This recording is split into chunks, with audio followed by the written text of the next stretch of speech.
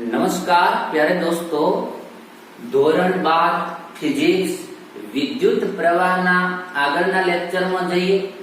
Last time આપણે શું ભણ્યા હતા તો કેટલાક એક્ઝામ્પલ સોલ્વ કર્યા હતા. દરેક એક્ઝામ્પલમાં એક નવી રીત, નવી મેથડ, એક નવો કોન્સેપ્ટ આવે છે. મારો પ્રયત્ન એવો છે કે તમને ખાલી એક એક્ઝામ્પલનો જ આન્સર લાવીને આપવો એવો નથી હોતો. એમાં જે કઈ વાતો આવતી હોય એની કોઈ ઇર્દ ગિર્દ જે કઈ વાતો છે તો એ તમારો કોન્સેપ્ટ ક્લિયર થાય તો તમે કોઈ પણ એક્ઝામમાં એને એપ્લાઈડ કરી શકો. આજે અહીંયા આપણે ભણવાના છીએ એક્ઝામ્પલ નંબર 16, ત્યારબાદ 17 ને હું સમજાવીશ.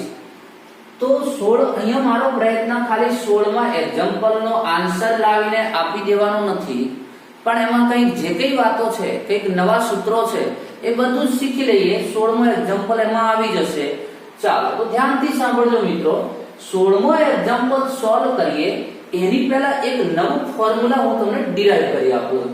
એક સૂત્ર તમે જાણો છો મિત્રો, R = ρ L/A. આવું ફોર્મ્યુલા જાણો છો કે નહીં? R = ρ L/A. મિત્રો આ બધી વાતો આગળના લેક્ચરમાં ચાલી ગયેલી છે. લગભગ આ ચેપ્ટરનો આ 15મો લેક્ચર છે. તો આગળના લેક્ચરમાં આપણા સૂત્રો, થિયરી એ બધું ચાલ્યું છે. કોઈને ખ્યાલ ના હોય તો આ ચેનલ પર આગળના લેક્ચર પડ્યા છે, એને જોઈ લેવા. ક્રમમાં જોશો તો ખબર પડશે. આખી વચ્ચેથી આ રીતે કોઈ એક્ઝામ્પલનું સોલ્યુશન જોવાથી ખ્યાલ નહીં આવે. ચાલો, R = ρ L/A. આની અંદર ρ અવરોધકતા, L એટલે વાહકની લંબાઈ અને A એટલે એના આડછેદનો ક્ષેત્રફળ. આ તમે જાણો છો. આ સૂત્રમાં હું આને મારે તમને ડાયરેક્ટ એક સૂત્ર જ આપવું છે, પણ થોડું ડિરાઈવ કરી આપું કઈ રીતે આવે છે. હું આને L વડે ભાગું તો L વડે ગુણી દઉં, ઉપર નીચે L. A * L આડછેદનું ક્ષેત્રફળ ગુણ્યા લંબાઈ. A * L એટલે શું થાય? આ વાહકનું કદ થાય, જેને આપણે V કહીશું. જાણતા હશો તમે. તો ρ L²/V. ચાલો આને આટલા સુધી રાખી. ઓકે, પણ તમને ખ્યાલ છે ભાઈ કે ઘનતા બરાબર દળ ભાગ્યા કદ. ઘનતા = દળ ભાગ્યા કદ. અહીંયા ઘનતાને મેં d વડે દર્શાવી દઉં, d ફોર ડેન્સિટી, કારણ કે અવરોધકતાને ρ વડે દર્શાવેલો છે, ρ નહીં લઈએ. તો કદ બરાબર શું થશે? m/d. આ v ને હું અહીંયા મૂકી દઉં તો શું થાય? ρ L²V બરાબર શું થશે? m/d છેદનો છેદ અંશમાં. આ ફોર્મ્યુલા આપણા માટે બહુ અગત્યનું છે. શેનું સૂત્ર છે? અવરોધ R નું સૂત્ર છે. આ બધાની હવે કોઈ જરૂર નથી. આ તમને ખાલી ડિરાઈવ કરી આપ્યું કે આ બધું આવે છે. આ સૂત્ર યાદ રાખી. એક સૂત્ર હતું તો આને ભૂલી જવાનું ના. આ પણ સૂત્ર છે, આ પણ સૂત્ર છે. બંનેમાં ભેદ શું છે કહું છું. આ ρ L/A, ρ L²D/m.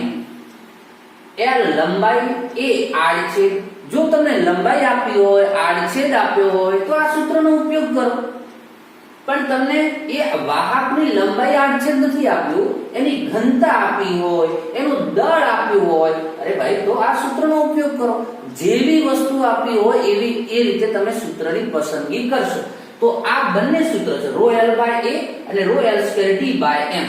આ બધી તારણી પરીક્ષામાં આપણને તારણી કરવાનો બધો ટાઈમ નથી હોતો મિત્રો, એટલે તમારે ઓછા સમયમાં ઘણું બધું કામ કરવાનું હોય. તો આ એક સૂત્રનો તમે સૂત્ર ધ્યાનમાં રાખજો. તો અવરોધનું એક બીજું સૂત્ર થયું ρ L²D/m, ક્યારે ઘનતા અને દળ આપ્યું હોય ત્યારે.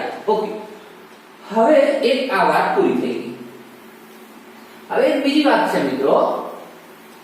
ઘનતા બે પ્રકારની છે. આવું તમે આગળના ધોરણોમાં ભણી ગયા હશો, સેકન્ડરીમાં અથવા તો 11મા ધોરણમાં. ઘનતા બે છે. એક છે નિરપેક્ષ ઘનતા, એક છે સાપેક્ષ ઘનતા.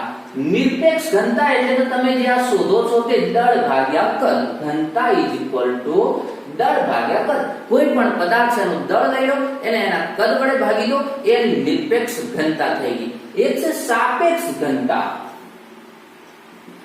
સાપેક્ષ ઘનતા એટલે તો પદાર્થની ઘનતા, એ જે કઈ પદાર્થ છે, જે કઈ સબસ્ટન્સ છે, એની ઘનતા અને ભાગ્યા પાણીની ઘનતા. ટૂંકમાં કહીએ તો કોઈ પણ પદાર્થની ઘનતાને પાણીની ઘનતા વડે ભાગીએ તો એની સાપેક્ષ ઘનતા કહે છે. પાણીની ઘનતા 1 લેવામાં આવે છે મિત્રો, અથવા આપણે એને કિલોગ્રામ પ્રતિ ઘન મીટરમાં કહીએ તો 1000 કિલોગ્રામ પ્રતિ ઘન મીટર હોય છે. ચલો એના અત્યારે એની આંકડાકીય માહિતીની કોઈ ખાસ જરૂર નથી. કોઈ પણ પદાર્થની ઘનતાને પાણીની ઘનતા વડે તમે ડિવાઈડ કરો તો સાપેક્ષ ઘનતા આવું કરવાનું રીઝન એ હોય છે કે પાણી કરતા કોઈ પદાર્થ કેટલા ગણો ભારે છે એ નક્કી કરવા માટે આપણે આવી સાપેક્ષ ઘનતા નક્કી કરીએ છીએ. ચલો ટોપિક આવ્યો છે તો થોડી વધારે વાત કરી દો. સપોઝ કોઈ પાણીની ઘનતા કોઈ પણ પદાર્થની સાપેક્ષ ઘનતા સપોઝ 15 મળી ગઈ. તમે સાંભળ્યું હોય કે ભાઈ સોનાની સાપેક્ષ ઘનતા લગભગ 19.1 સમથિંગ હોય છે. તો એવી રીતે ધારો કે કોઈ પદાર્થની સાપેક્ષ ઘનતા 15 આવે, મતલબ એની ઘનતા અને પાણીની ઘનતાનો ગુણોત્તર 15 આવ્યો. આનો મતલબ એવો થયો કે આ પદાર્થ પાણી કરતા 15 ગણો ભારે છે ઘનત્વમાં. ખબર પડી ગઈ? આને કહેવાય સાપેક્ષ ઘનતા. ઓકે ચલો મિત્રો, હવે 16મા એક્ઝામ્પલમાં જઈએ. તો 16મા એક્ઝામ્પલની રકમ કહે છે શું આપણને? સમાન લંબાઈ, સમાન અવરોધ વાળા એલ્યુમિનિયમ અને કોપર પૈકી કયો તાર હલકો હશે? બહુ સિમ્પલ ક્વેશ્ચન છે ભાઈ મિત્રો.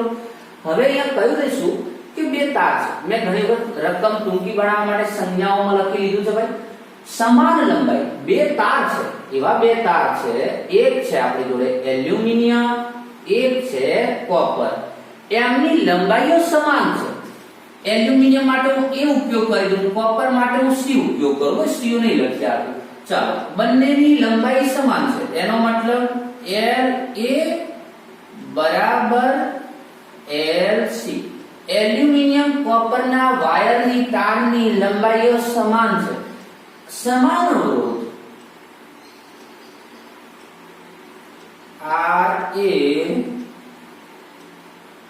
Rc. આ બંને તાર પૈકી કયો તાર વજનમાં હલકો હશે અને કયો તાર ભારે હશે? મતલબ કોનું દળ વધારે હશે અને કોનું દળ ઓછું છે? બંને તાર એક જેવડા છે. અરે ભાઈ, હવે અહીંયા આમ તો તમે આપણે વ્યવહારિક અનુભવો પરથી જાણીએ છીએ કે એલ્યુમિનિયમ કરતા કોપર ભારે હોય છે, એલ્યુમિનિયમ હલકું હોય છે, પણ આપણે અહીંયા ગણતરી સાથે કેલ્ક્યુલેશન કરીને બતાવવું છે. હવે હલકું અને ભારે એટલે દળ ઉપરથી નક્કી થાય મિત્રો. તો અહીંયા એક કામ કરીએ, જ્યારે સરખામણી કરવી હોય કોનું દળ વધારે કોનું દળ ઓછું, સરખામણી એક વાક્ય બોલું છું, બરાબર ધ્યાનથી સાંભળજો. જ્યાં જ્યાં સરખામણી ત્યાં ત્યાં ગુણોત્તર, જ્યાં જ્યાં સરખામણી ત્યાં ત્યાં ગુણોત્તર. જ્યાં કમ્પેરિઝન કરવાની હોય ત્યાં આપણે રેશિયો લઈને કામ કરીશું. તો અહીંયા હું શું કામ કરું? એક કામ કરીએ, એલ્યુમિનિયમનું દળ ભાગ્યા કોપરનું દળ જો કરી હું કરી દઉં, જો એનો ગુણોત્તર 1 કરતા મોટો આવે, બરાબર સાંભળો, હું એલ્યુમિનિયમનું દળ ભાગ્યા કોપરનું દળ ફરીથી હું કહી દઉં છું. જ્યારે મિત્રો તમારે કોઈ સરખામણી કરવી હોય કોઈ રાશિઓની, તો એ રાશિઓનો ગુણોત્તર લઈ લેવો પડે. તો મારે અહીંયા એલ્યુમિનિયમ અને કોપરના દળમાંથી કોનું દળ વધારે છે ઓછું છે નક્કી કરવું છે. તો હું ગુણોત્તર લઈશ, એલ્યુમિનિયમ અને કોપરના દળોનો ગુણોત્તર લઈ લઉં. ધારો કે એનું મૂલ્ય 1 કરતા મોટું મળી ગયું, 1 કરતા મોટું, તો એનો મતલબ થયો કે અંશ મોટો છે અને છેદ નાનો છે. તો જ એવું થયું હોય તો આ એલ્યુમિનિયમ ભારે છે અને કોપર હલકું છે. પણ ધારો કે એનો ગુણોત્તર 1 કરતા નાનો મળી ગયો, તો અંશ નાનો છેદ મોટો, મતલબ એલ્યુમિનિયમ હલકું છે કોપર ભારે છે. જો કદાચ એનો ગુણોત્તર 1 મળે તો મતલબ અંશ અને છેદ બંને સમાન હોય તો જ 1 મળ્યો હોય ને, તો બંનેનો દળ સમાન છે. ખબર પડે કે નહીં? તો હવે મારે અહીંયા ગુણોત્તર નક્કી કરવો છે. ઓકે ચાલો ધ્યાનથી સાંભળો. ટૂંકમાં મારે એલ્યુમિનિયમનું દળ શોધવું છે, કોપરનું દળ શોધવું છે, બંનેનો ગુણોત્તર લેવો છે. કઈ રીતે કેલ્ક્યુલેશન કરીએ જોઈએ. હવે એમની બાકીની માહિતીઓ તમને આપી દીધી. તેમની અવરોધકતાઓ જે પહેલી લખી છે ક્રમમાં જ છે. તો પહેલી અવરોધકતા એટલે ρ A, એલ્યુમિનિયમની અવરોધકતા 2.3 63 ગુણ્યા 10⁻8 ઓહમ ઇન્ટુ મીટર. કોપરની અવરોધકતા 1.72 into 10⁻8 ohm into metre. Okay, આ તમને માહિતી આપી દીધી. હવે અવરોધ બંનેના સમાન છે, લંબાઈઓ બંનેની સમાન છે, અને તમારે દળનો ગુણોત્તર શોધવો એટલી તો ખબર પડે કે અહીંયા ભાઈ અવરોધ આપ્યો છે ને દળની વાત છે. તો કયું સૂત્ર? ઘનતાઓ પાછી આપી દીધી, સાપેક્ષ ઘનતાઓ આપી છે. સાપેક્ષ એટલે પાણીની ઘનતા વડે ભાગીને આપ્યા છે, ધ્યાનથી સાંભળજો. તો અહીંયા તમને એલ્યુમિનિયમની અને કોપરની ઘનતા આપી દીધી છે. તો કે મિત્રો આન્સર અહીંથી જ મળી જાય છે તમને. ચાલો પછી ચર્ચા કરીએ. તો એક કામ કરો, તો સૂત્ર લગાવી. એલ્યુમિનિયમ માટે અવરોધનું સૂત્ર લગાવું, કોપર માટે હું અવરોધનું સૂત્ર લગાવું, બંનેના દળોનું હું આ રીતે ગુણોત્તર નક્કી કરું. ઓકે, ચાલો. એલ્યુમિનિયમ માટે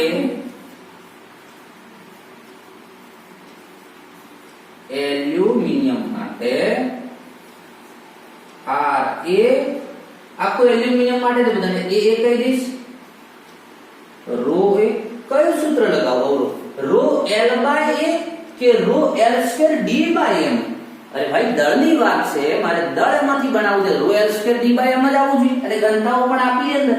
તો Ra row A L²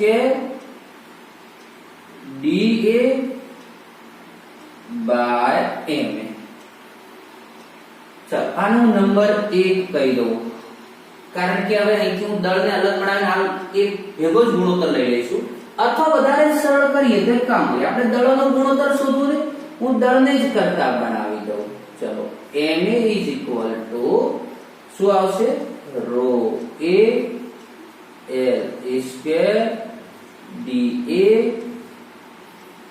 Da/r number 1.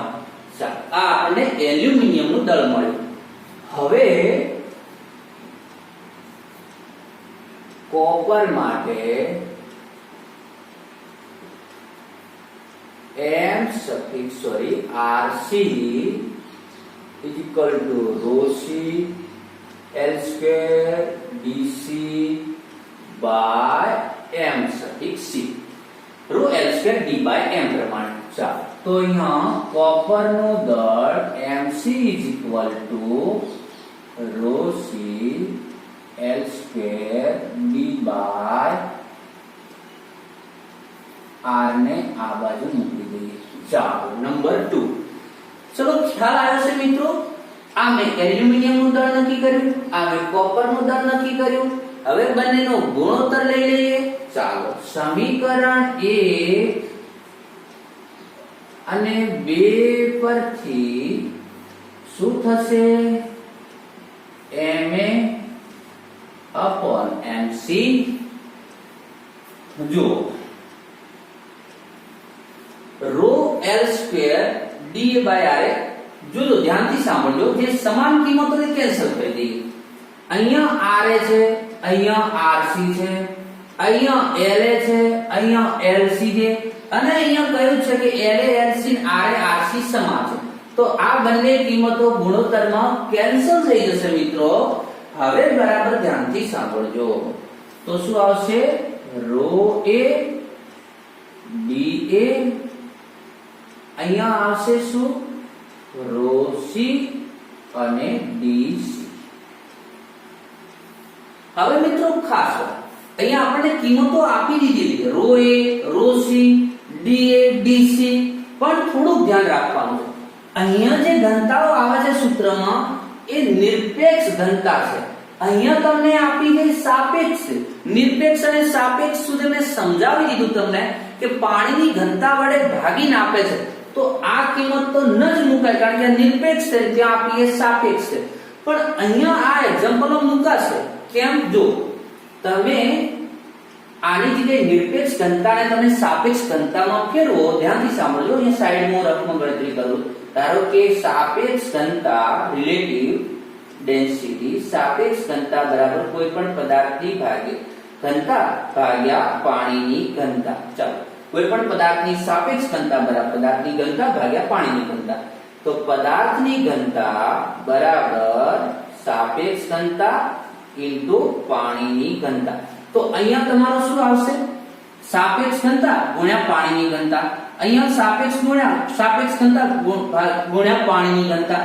બંનેમાં પાણીની ઘનતા આવશે, કેન્સલ થઈ જશે, એટલે આપણે ડાયરેક્ટ મૂકી શકીએ છીએ. ખબર પડી કે ના પડી? ઓકે, સમજાઈ ગયું છે મિત્રો? આ છે નિરપેક્ષ ઘનતા. એને આપણે સાપેક્ષ ઘનતાના મૂલ્યમાં મૂકીએ તો જોડે પાણીની ઘનતા આવે છે, પણ ઉપર નીચે બંને જગ્યાએ પાણીની ઘનતા આવે એટલે કેન્સલ થઈ જશે. એટલા માટે હવે આપણે ડાયરેક્ટ ખાલી ઘનતાનું જ મૂલ્ય મૂકવાનું રહ્યું. તો પાણીની ઘનતા બંને જગ્યાએથી કેન્સલ થઈ ગઈ. તો આ હવે શું મળી ગયું આપણને? ρ A અને DAR એટલે કે એલ્યુમિનિયમની સાપેક્ષ ઘનતા. ρC એલ્યુમિનિયમની કોપરની સાપેક્ષ ઘનતા. ભાઈ નિરપેક્ષ ઘનતાની જગ્યાએ સાપેક્ષ ઘનતા ન મૂકી દેવાય. આપણે પેલો કન્વર્ટ કરી પાણીની ઘનતા કેન્સલ કરી લાયા છે, બરાબર? એટલું ધ્યાન રાખજો. બસ હવે તો તમારે વેલ્યુઝ મૂકવાની રહી. તો ρ A 2.63 into 10⁻⁸ અને સાપેક્ષ ઘનતા એલ્યુમિનિયમની 2.7, કોપરની અવરોધકતા ρC 1.72 into 10⁻⁸ અને આની ડેન્સિટી છે આપણી 8.9. આનું સાદુરૂપ આપીએ છીએ તો મિત્રો એનો આન્સર આપણને મળી જાય છે 0.4638. દળ છે, એકમ નહીં આવે. ગુણોત્તરમાં બંનેનો એકમ કેન્સલ થઈ ગયો. તો અહીંયા શું થયું? ભાઈ ગુણોત્તર 1 કરતા નાનો મળ્યો. તો હમણાં તો સમજાયું, 1 કરતા ગુણોત્તર નાનો છે એનો મતલબ અંશ નાનો છે, છેદ મોટો છે. તો અહીં શું થશે? MA<MC. તો નીચે એક વાક્ય લખીને કેવું હતું કહી શકાય, અહીં એલ્યુમિનિયમનો તાર હલકો છે, કોપરનો તાર ભારે છે. મિત્રો અહીંથી જ ખ્યાલ આવી જતો તો આન્સર નો. તો અહીંયા તમને સાપેક્ષ ઘનતા એલ્યુમિનિયમની આપી હતી 2.7, 8.9. અહીંયા સાપેક્ષ ઘનતા છે મતલબ પાણી કરતા 2.7 ગણો ભારે છે. આ પાણી કરતા 8.9 ગણો ભારે છે. ઓબ્વિયસલી ખબર પડી ગઈ કે કોપરની સમાન લંબાઈ છે તો પછી કોપરનો બંને તાર એક જેવડા છે તો કોપરનો તાર ભારે જ છે અને એલ્યુમિનિયમનો તાર હલકો છે. ચાલો તો મિત્રો ખ્યાલ આવી ગયો છે. ચાલો હવે ધ્યાનથી સાંભળજો. તો આજે એક નવું સૂત્ર જે શીખ્યા એ પણ ધ્યાનમાં રાખજો. ઘનતાની થોડી વાત કરી. હવે આપણને એમ થાય તમે અવરોધકતા ઉપર ધ્યાન આપો મિત્રો. તો અવરોધકતાના મૂલ્યમાં તમે જોશો તો એલ્યુમિનિયમ કરતા કોપરની અવરોધકતા ઓછી છે. સમાન જે બે વાહક જે છે એમાં એલ્યુમિનિયમની અવરોધકતા છે 2.63 × 10⁻⁸, જ્યારે આ છે 1.72. અવરોધકતા કોપરની ઓછી, એલ્યુમિનિયમની વધારે.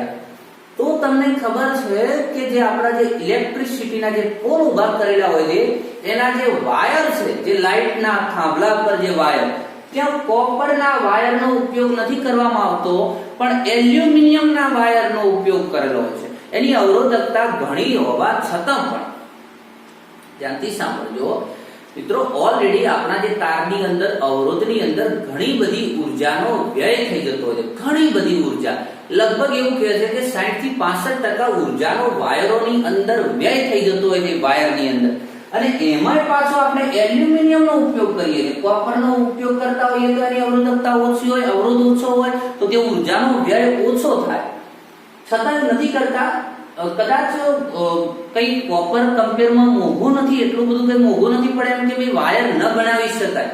હા, વાહક અવરોધકતા કહીએ તો સોનાની, ચાંદીની, એમની અવરોધકતા ઘણી ઓછી હોય છે આમના કરતા, એમની વાહકતા વધારે હોય છે. પણ એ બધી ધાતુઓ બહુ મોંઘી છે, એના વાયર આપણને બનાવવા પોસાય નહીં, પણ કોપરના તો બનાવી શકીએ. છતાં નથી બનાવતા એની પાછળનું રીઝન છે મિત્રો એની ઘનતા. એલ્યુમિનિયમ 2.7, 8.9, 4-5 ગણી ઘનતા વધારે છે. તો એલ્યુમિનિયમના વાયર કરતા કોપરનો વાયર 4-5 ગણો ભારે થઈ જાય છે. એના કારણે એ વાયરો છોકરાઓ લચી પડે વજનના કારણે અને તૂટી જાય. વારંવાર ત્યાં ભંગાણ થાય અને ગમે ત્યાં ઇલેક્ટ્રિસિટીના રીતે વાયર તૂટી જાય તો તમને ખબર છે કે એ કેટલા ઘાતક બની શકતા હોય છે. તો કોપરનો ઉપયોગ નથી કરતા. એની પાછળનું રીઝન છે એનું ઘનત્વ, એનું વધારે પડતું ભારેપણું. ઓકે, ચાલો તો અહીંયા 16મા એક્ઝામ્પલની વાત ક્લિયર થઈ ગઈ મિત્રો. 17મા એક્ઝામ્પલમાં શું કરવાનું છે? તમારે સોલ્વ કરવાનું છે. તમે કહો છો અમારે સોલ્વ કરી દેવાનું? હા, જેની જોડે બુક હોય અથવા ન હોય તો જ્યારે બુક આવે તમારી પાસે ત્યારે જોઈ લેજો. 17મા એક્ઝામ્પલમાં એક્સરસાઇઝનો 17મો એક્ઝામ્પલ છે એક્સરસાઇઝનો. એમાં મિત્રો આવું ટેબલ આપેલું છે, પ્રવાહ અને વોલ્ટેજ એનું ટેબલ આપી દીધું છે અને અહીંયા તમને કિંમતો આપી છે. પ્રવાહની કેટલી કિંમતો આપી છે ટેબલ અહીંયા કિંમતો ઓછી પડી તમને સાઈડમાં લખીએ, પણ ટૂંકમાં એક પ્રવાહની કોલમ છે, એક વોલ્ટેજની કોલમ છે. એક વાહકતા મેંગેનીઝ નામની મિશ્ર ધાતુ ઉપર મેંગેનીઝ નામની મિશ્ર ધાતુના બનાવેલા તારને આપેલા વોલ્ટેજ અને એમાં વહેતા પ્રવાહનું આપણને ટેબલ આપ્યું છે અને પછી કહ્યું છે કે એના પરથી અવરોધ નક્કી કરો.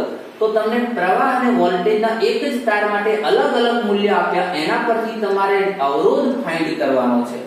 હવે મિત્રો બને છે અહીંયા એવું, ધ્યાનથી સાંભળજો કે તમને અવરોધનું મૂલ્ય તો સમાન જ મળે છે કારણ કે વોલ્ટેજ વધે તો પ્રવાહ એ વધે. કયા સૂત્રની મદદથી અવરોધ શોધીશું? V બરાબર IR, તો R બરાબર V/I. આ સૂત્રનો ઉપયોગ કરી તમે અવરોધ શોધશો અને આ અવરોધ તો અચળ જ રહે કારણ કે અવરોધ તો ρL/A એ તો વોલ્ટેજ અને પ્રવાહ સાથે બદલાવાનો નથી, તો અચળાંક છે અને એ અચળ રહે છે. પણ આવું ક્યાં થાય મિત્રો? વાહક પદાર્થમાં થાય છે. અહીંયા મેંગેનીઝ નામની મિશ્ર ધાતુ માટે આ અવરોધનું મૂલ્ય અચળ રહે છે. તો પછી તમને એમાં પૂછું આના ઉપરથી તમે શું તારણ કાઢ્યું?